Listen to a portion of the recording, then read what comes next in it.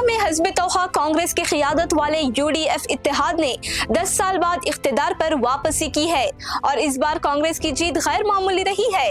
UDF ने 140 रुकनी assembly में 102 सीटों की गैर मामूली जीत से इस रियासत में एलडीएफ हुकूमत का खात्मा किया।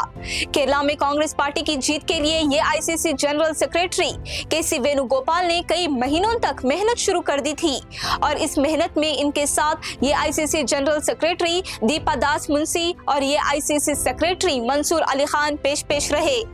मंसूर अली खान ने अपनी तमाम तर मसरूफियात को बालाए ताख रखकर केरला में कांग्रेस और यूडीएफ इत्तेहाद को कामयाब बनाने के लिए हिकमत अमली बनाने और मैदान में उतरकर काम करने में लग गए। इन्होंने इस रियासत के तमाम अजला और तकरीबन तमाम हलकों का दौरा किया और पार्टी के उम्मीदवारों को कामयाब बनाने में इनका रोल इंतहाई अहमियत का हामिल रहा।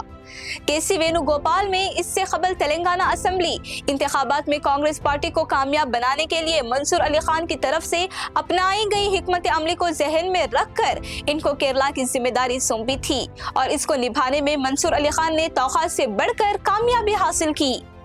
केरला में कांग्रेस की जीत पर अपनी मसरत का इजहार करते हुए मंसूर अली खान ने सालार को बताया कि बुनियादी सतह पर केरला के अवाम वहां की यूडीएफ हुकूमत से काफी नाराज थे। हुक्मरान मुखालिफ लहर को कांग्रेस पार्टी ने अपने हक में बदलने के लिए मेहनत शुरू की।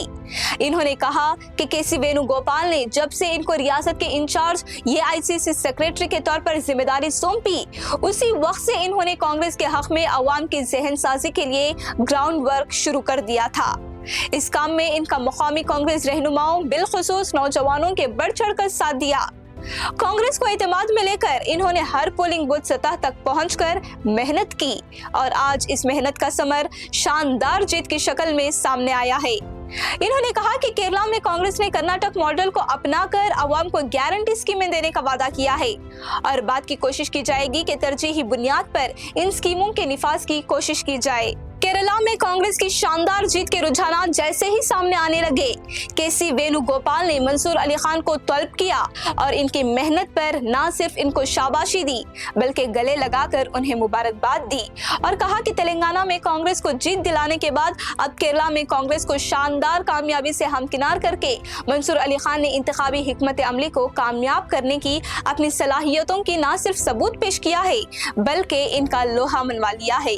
पहले तेलंगाना और अब केरला में कांग्रेस को कामयाब बनाने में मंसूर अली खान ने जो मेहनत की और जिस तरह की कामयाबी इन्होंने पार्टी को दिलाई है, इसको देखते हुए कांग्रेस के बारुसूख हलकों में ये माना जा रहा है कि इस जीत का सेहरा मंसूर अली खान को जाना चाहिए और कामयाबी का इनाम भी मिलना चाहिए।